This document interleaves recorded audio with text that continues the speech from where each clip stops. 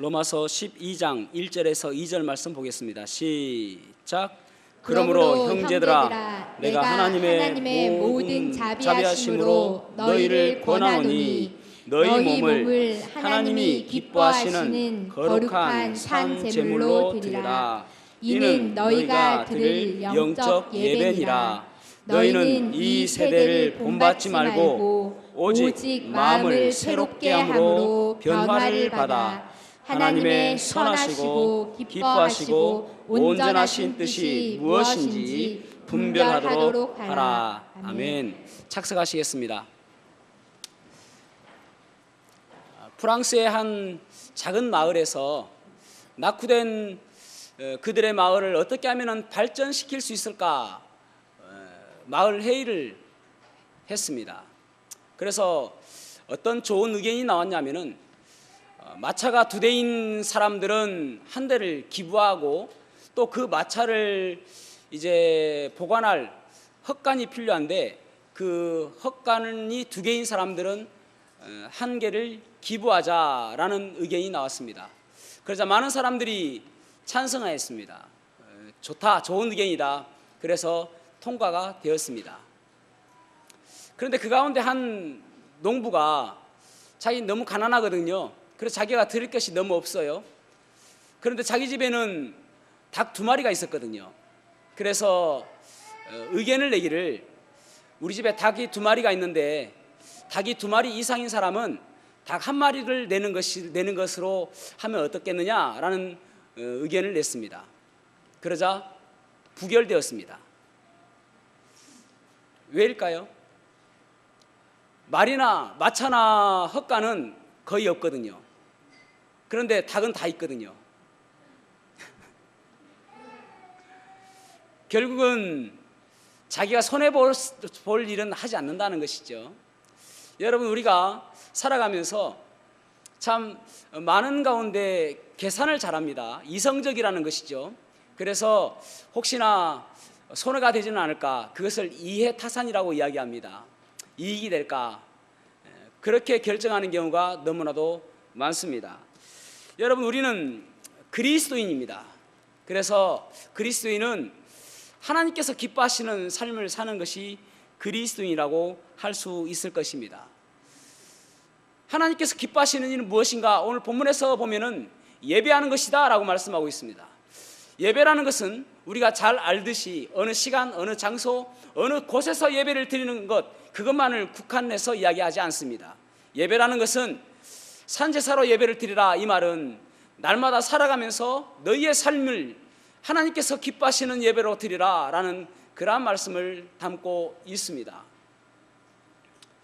그런데 오늘 본문의 말씀에 보면은 그러므로라는 접속사를 사용하고 있습니다. 12장 1절에 그러므로 형제들아, 그렇게 시작하고 있죠. 이 그러므로라는 말은 어떤 결론을 도출해낼 때에 쓰이는 단어입니다. 전라도 말로는 근께 그러잖아요. 그러니까 라는 말로 사용하기도 하죠. 그래서 그러므로라는 이 접속사는 어디를 받느냐면은 로마서를 크게 2개로 나누거든요. 1장에서 11장, 그리고 12장에서 16장까지 나눕니다. 1장에서 11장은 주로 어떤 내용이냐면은 너희들이 죄인이고 그 죄인이기 때문에 하나님께서 어떻게 그 죄를 용서하여 주실 것인지를, 해결하여 주실 것인가를 마련해 놓았다. 하나님께서 해답을 마련해 놓았다라는 교리적인 부분을 로마서 1장부터 11장까지 기록하고 있고, 12장부터 16장까지는 그렇다면 너희들이 구원받았다면 너희들이 어떻게 살아야 될 것인가를 말씀해 두고 있습니다. 삶의 적용 부분이라고 할 수가 있는 것이죠. 그러면서 첫 번째 나오는 단어가 무엇이냐면은 너희들이 구원받았다면은, 그렇다면은 너희들의 몸을 하나님께 드리라입니다. 너희들 몸을 하나님께 드리는 것이 결국은 그것이 예배다라는 것입니다. 오늘 본문의 말씀을 통해서 하나님께 드렸습니까? 라는 제목으로 말씀을 나누겠습니다. 하나님께 드렸습니까? 첫 번째로는 몸을 산 제사로 드리는 것이 진정한 영적 예배라고 말씀하고 있습니다. 몸을 산 제사로 드리는 것이다. 12장 1절 말씀 보십시오. 그러므로 형제들아 내가 하나님의 모든 자비하심으로 너희를 권하노니 너희 몸을 하나님이 기뻐하시는 거룩한 제물로 산 제물로 드리라. 이는 너희가 드릴 영적 예배니라. 아멘. 여기 모든 단어가 참 중요한 단어입니다. 단어 하나하나가 참 중요한 단어인데 가장 중요한 킵워드를 뽑는다면은 드리라일 것입니다. 드리라. 예배는 하나님께 드리는 것입니다. 우리의 몸을 드리고 우리의 시간을 드리고 우리의 물질을 드리는 것이 예배입니다. 그렇다면 어떻게 드려야 되는가?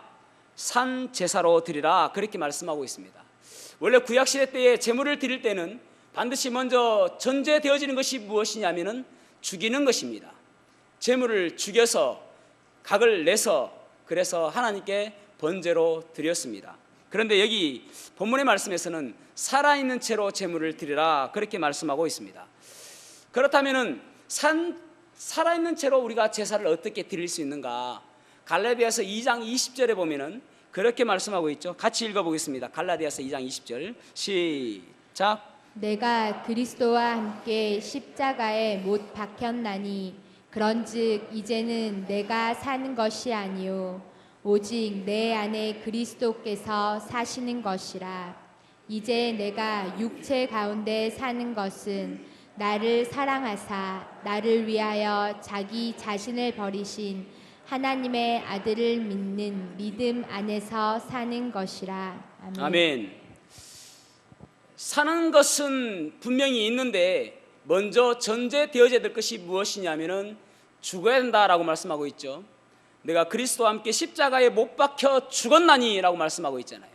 그러니까 여러분, 그리스도인들은 이미 2000년 전에 예수님께서 십자가에 달려 돌아가실 때에 십자가에 우리 모든 죄와 우리의 모든 허물을 다시 살려주시기 위해서 십자가에 달려 돌아가실 때에 우리들도 그곳에서 죽었어야 하는 것입니다.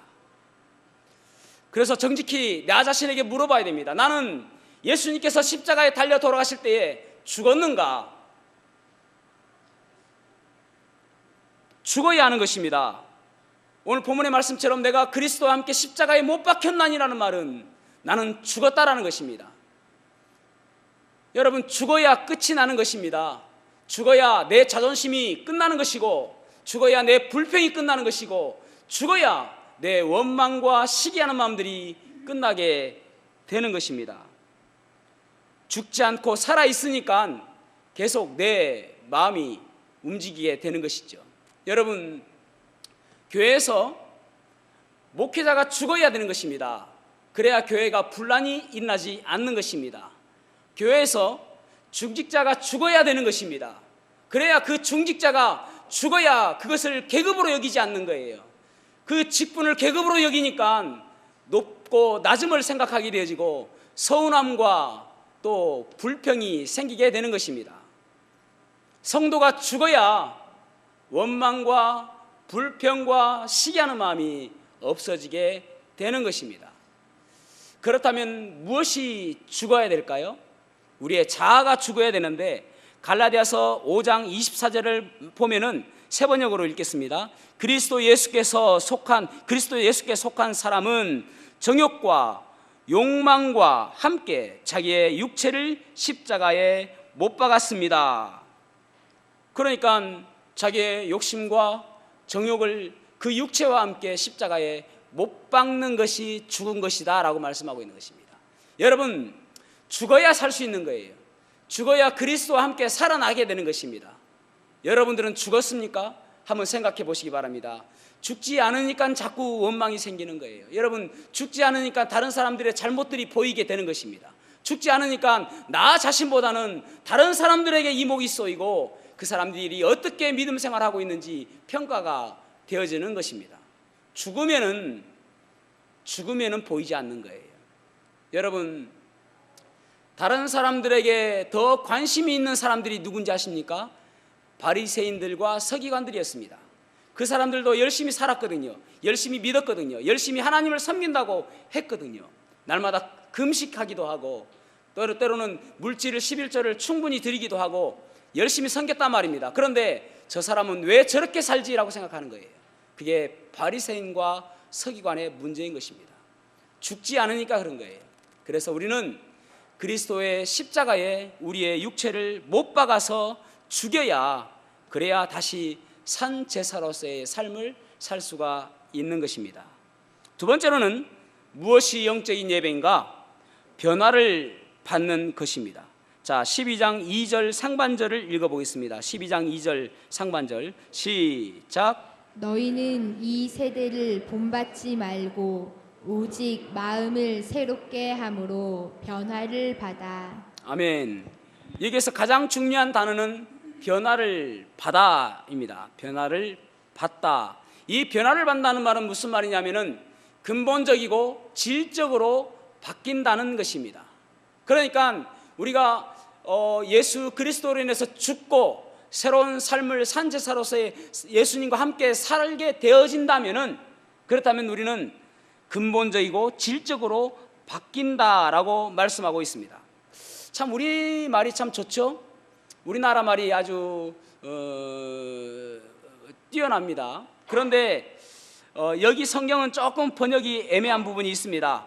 마음을 새롭게 하다라는 단어인데, 마음을 새롭게 하다라는 이 단어를 우리가 보통 느끼기에는 동사로 느껴지잖아요. 마음을 새롭게 하다. 그런데 이 마음을 새롭게 하다는 말은 원어적으로 본다면 명사입니다.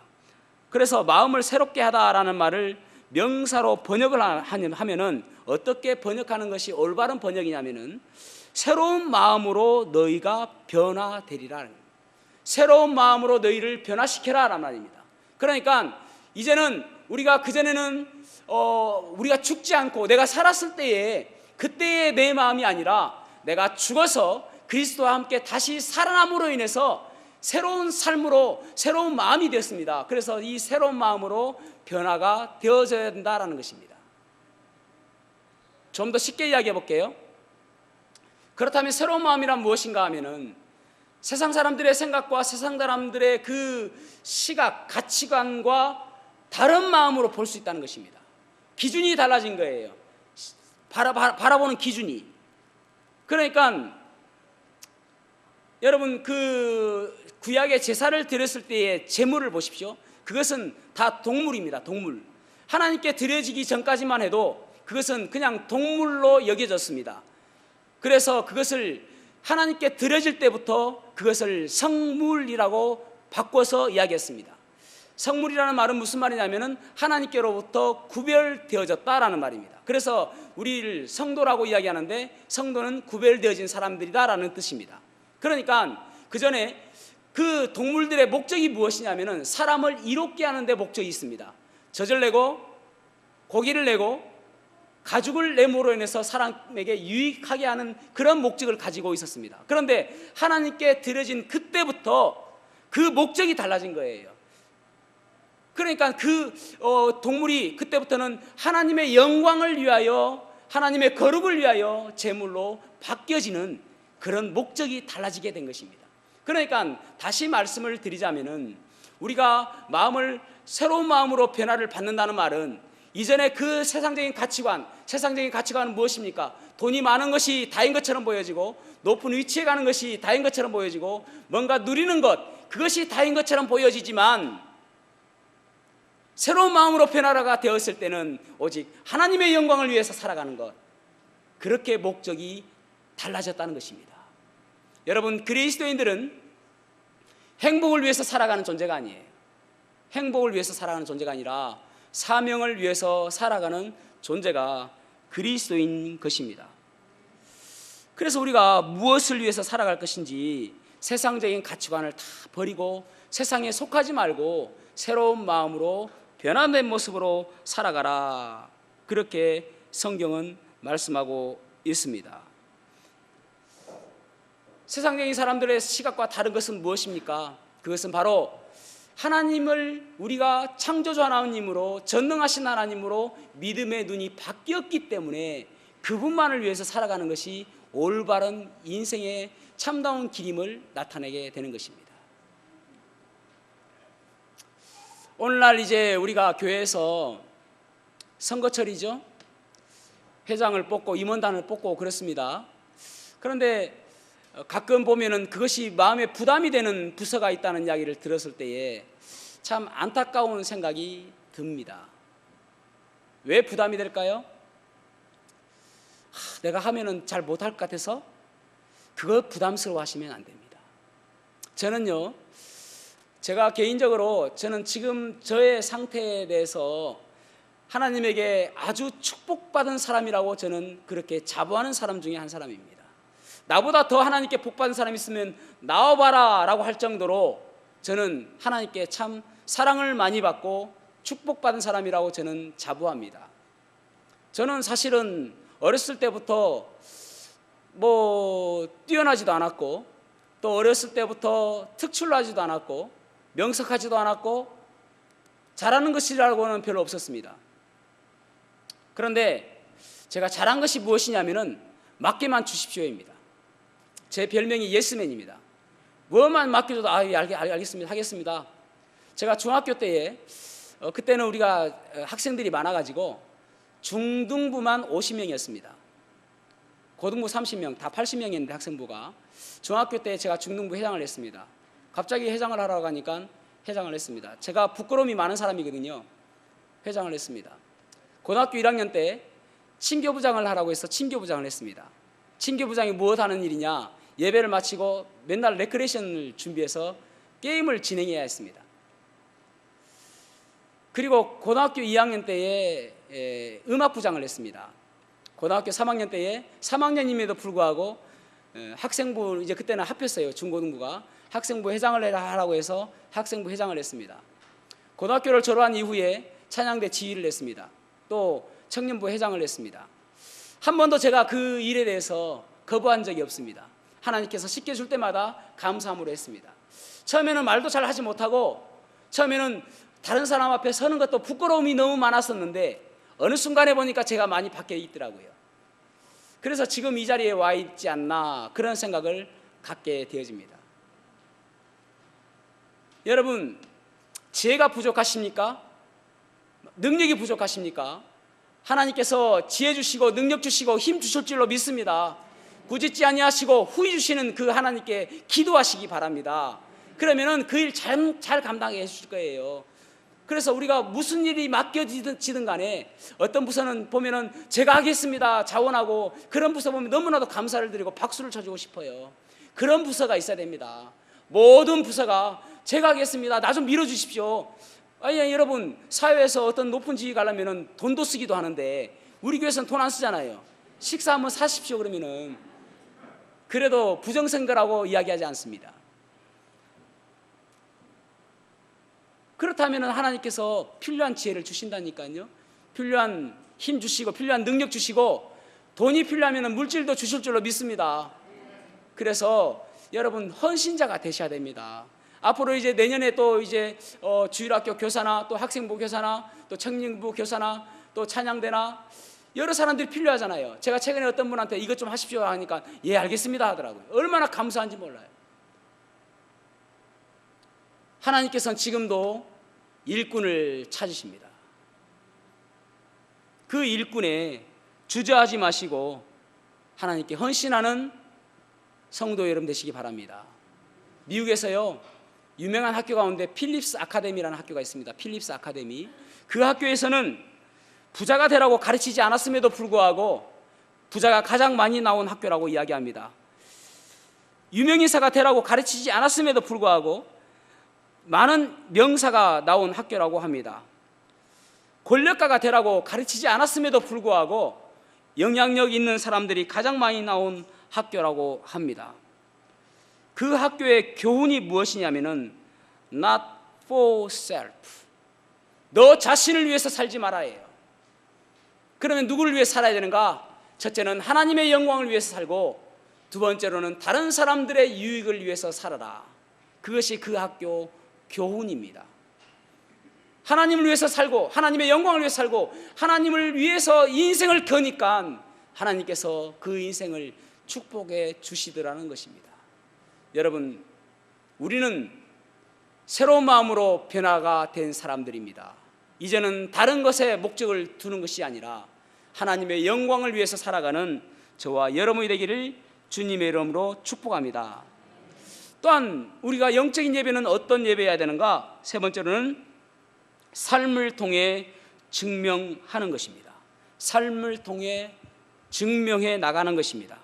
자, 2절 하반절을 읽어보겠습니다. 2절 하반절 시작. 하나님의 선하시고 기뻐하시고 온전하신 뜻이 무엇인지 분별하도록 하라. 아멘. 1절과 2절이 사실은 총 주제적인 말씀이다 말이죠. 그런데 조금 애매한 부분이 있죠.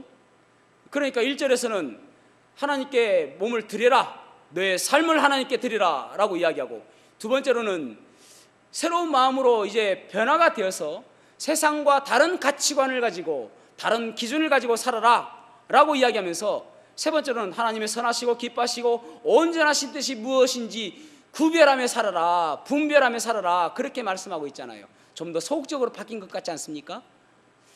좀 더 이 말의 진의를 본다면은, 분별하다라는 이 단어가 이제 그 헬라어로 어떤 단어냐면은 도키마조라는 단어입니다. 도키마조라는 단어를 우리말로 번역할 때 어떻게 번역하냐면은, 분별하다라는 말도 번역하지만은 시험하다, 입증하다라는 말도 번역합니다. 그러니까 무슨 말이냐면은 하나님의 선하시고 기뻐하시고 온전하신 뜻이 무엇인지 입증해 보이며 살아라는 것입니다. 이때까지 내가 이제 하나님의 영광을 위해서 살겠다라고 하면은 내 삶을 통해서 하나님의 살아계심을 나타내며 살아라라는 말입니다.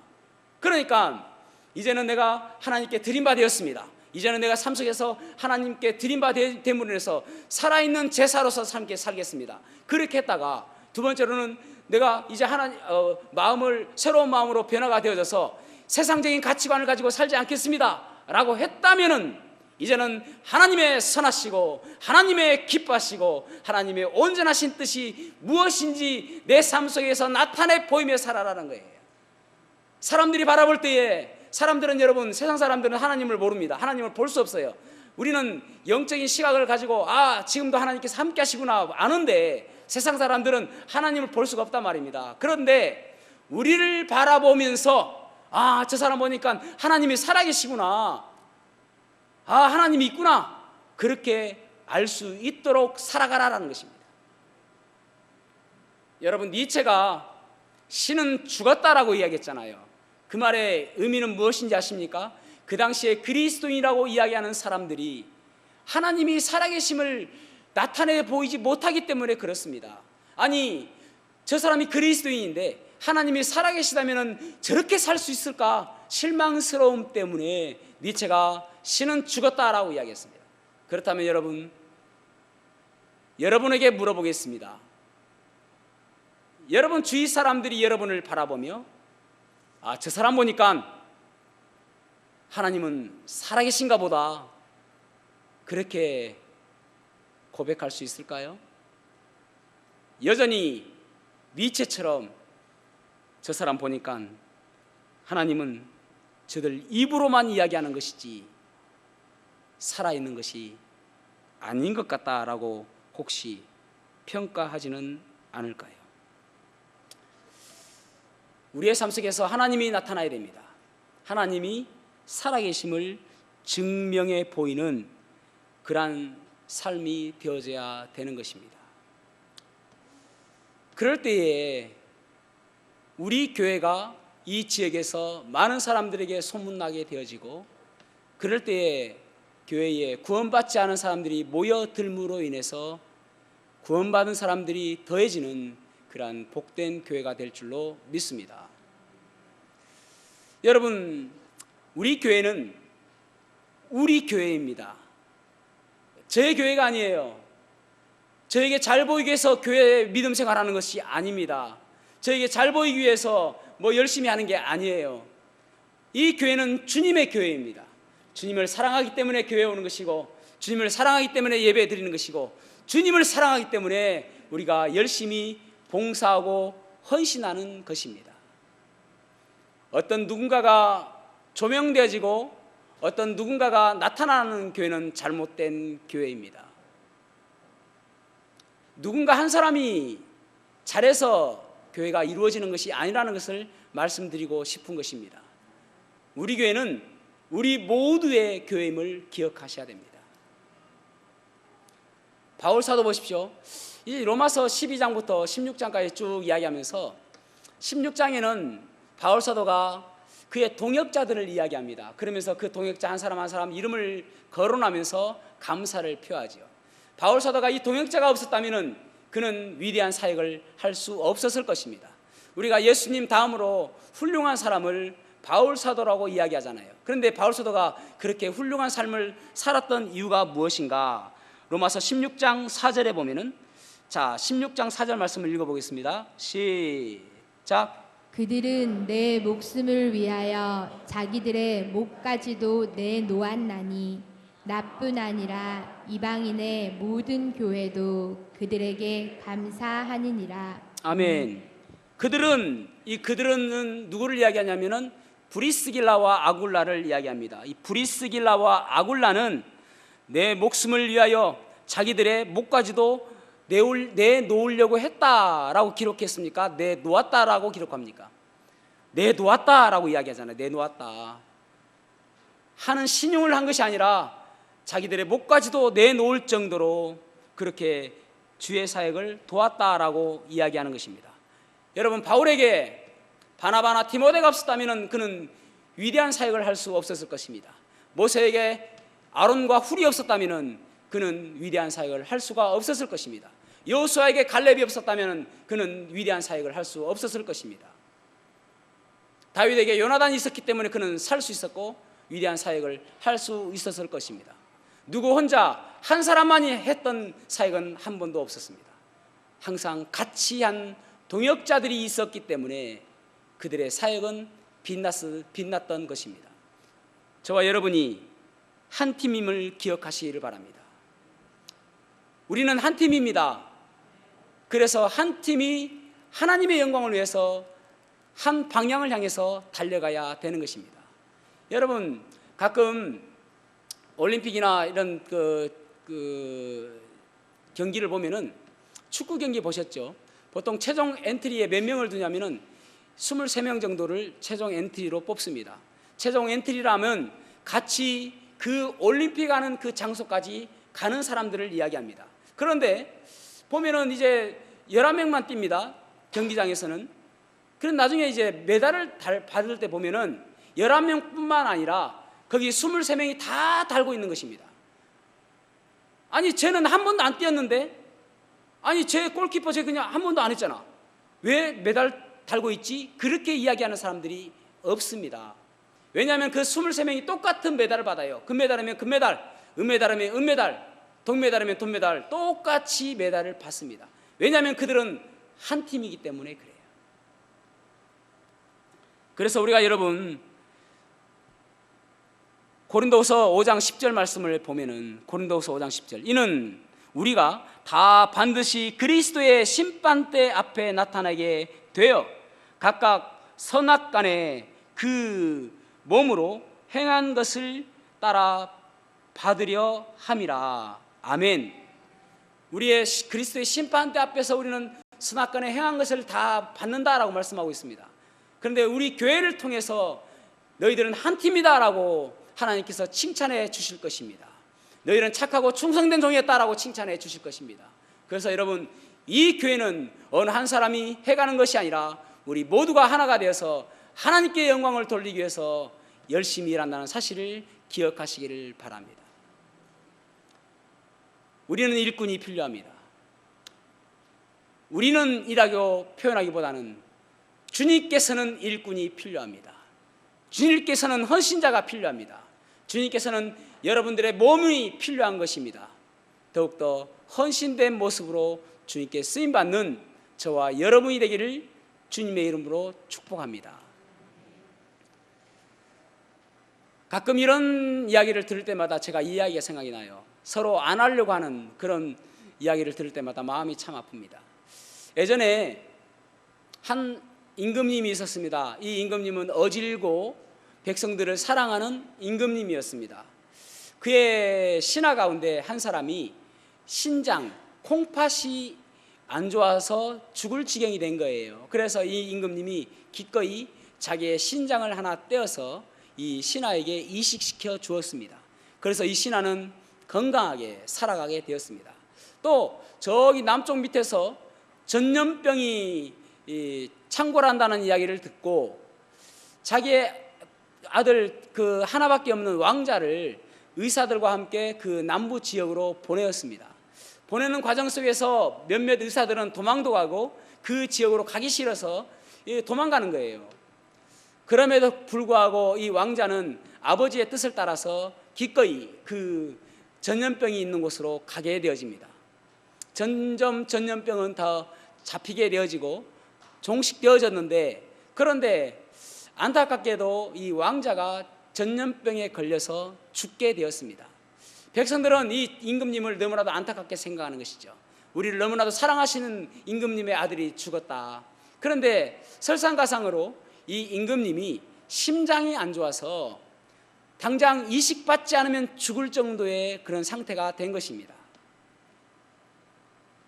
그런데 심장을 누군가가 줘야 되는데 이 심장을 주는 사람은 그 사람은 죽어야 되는 것입니다. 심장을 주기 위해서.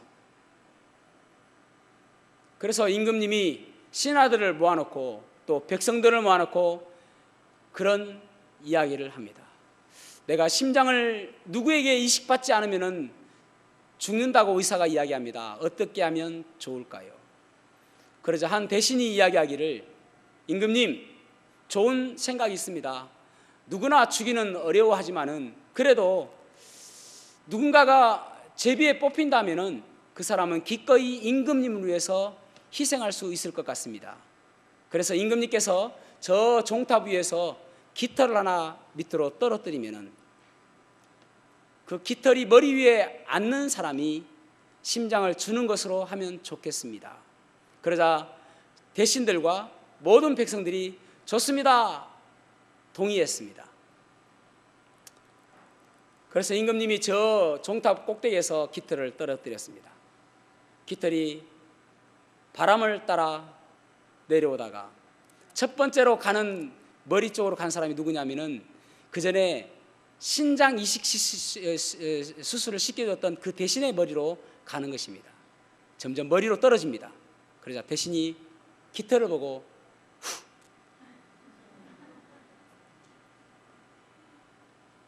그러자 그 깃털이 다른 사람 머리로 날아갑니다. 그 사람도 후, 여기저기서 후 깃털이 자리를 못 잡고 계속 날아다니는 거예요. 아직도 그 나라에서는 그 깃털이 공중에 떠다니고 있다고 합니다. 여러분, 우스갯소리인데 혹시 우리 부서에서 지금 깃털이 날아다니고 있지는 않습니까? 기도하시겠습니다.